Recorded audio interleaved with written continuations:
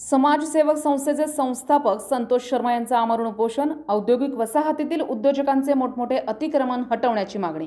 सातपूर औद्योगिक वसाहतीमध्ये औद्योगिक विकास महामंडळ कार्यालयासमोर समाजसेवक संस्थेचे संस्थापक संतोष शर्मा यांच्या वतीने आमरण उपोषण सुरू केले। ते अजूनही सुरूच आहे। संतोष शर्मा यांनी उपोषणाद्वारे औद्योगिक वसाहतीमध्ये मोठ्या प्रमाणावर मोठ्या उद्योजकांनी केलेल्या अतिक्रमणाविरोधात आवाज उठवलाय। संतोष शर्मा मीडियाशी बोलताना म्हणाले, औद्योगिक वसाहतीमध्ये मोठ्या उद्योजकांनी अतिक्रमण केलंय, त्याच्या विरोधात मी अनेक वेळा संबंधित प्रशासनाच्या उच्च अधिकाऱ्यांनाही पत्रव्यवहार केला। यात MIDC अधिकारी, मंत्रालय आणि जिल्हाधिकाऱ्यांना पत्र पाठवलंय, मात्र कोणतीही ठोस कारवाई अजूनही झालेली नाही।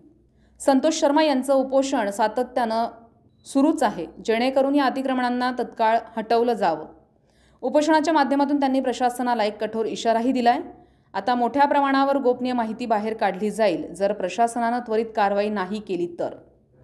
या उपोषणाच्या मागणीसाठी संतोष शर्मा यांनी समाजाच्या सर्व घटकांना एकत्रित होण्याचं आवाहन केलंय आणि आपल्या संघर्षात सहकार्याची अपेक्षाही व्यक्त केली आहे।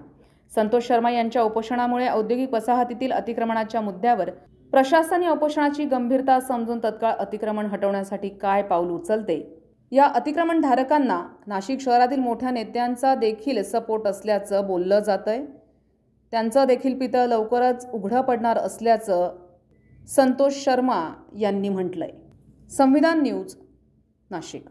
आमच्या मागण्या तर आम्ही विधान भवनात सुद्धा मांडलेलं आहे। कार्यकारी अभियंता जयवंत पवार यांना बडतर्फ करायला लावलं आहे। त्यांच्या कार्यकाळामध्ये त्यांच्या अधिकाऱ्यांनी त्यांची बाजू मांडली की अधिकाऱ्यांचं कोणत्या अधिकाऱ्याला किती वर्ष ठेवायचं आहे ते आमचं मंडळ बघल, पण आम्ही ऑडिटचा विषय मांडला की प्रत्येक वर्षी ऑडिट का नाही करण्यात आलं। विधान भवनामध्ये अण्णासाहेब बनसोडे विधानसभेचे उपाध्यक्ष यांच्या दालनात 10 सप्टेंबरला आमची बैठक लागलेली होती।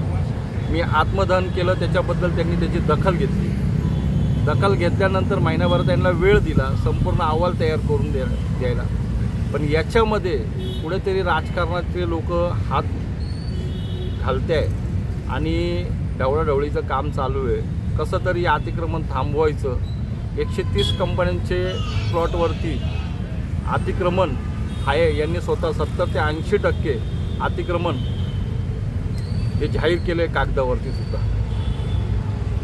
आज याच्यामध्ये भरपूर जे कंपन्या आहे, सातपूरमधल्या आहे, निलाई आहे, श्रीन ऑटो आहे, श्रद्धा मोटर्स आहे, अंबडमधल्या आहे, धनराज आहे, मुंगी आहे, परत PM ऑटो आहे, इनोवा रब्बर आहे, अशा मोठमोठ्या ज्या कंपन्या आहे, या कंपन्यांमध्ये किती मोठं प्रमाणे अतिक्रमण आहे यांना सुद्धा माहिती आहे आणि अतिक्रमण काढायचं का नाही काढायचं हे यांना सगळं माहिती आहे। आणि याच्यामध्ये इकडं कसं ढवळाढवळी करायचं आणि कसं लांबवायचं, कारण जयवंत पवार यांना रिटायर कसं व्हायचं आहे त्यांनी सगळ्यात मोठा प्लॅनिंग तो केला आहे की हे ढकलून त्यांच्या रिटायरमेंटपर्यंत न्यायचं आणि पुढे कार्यक्रम चालू ठेवायचा।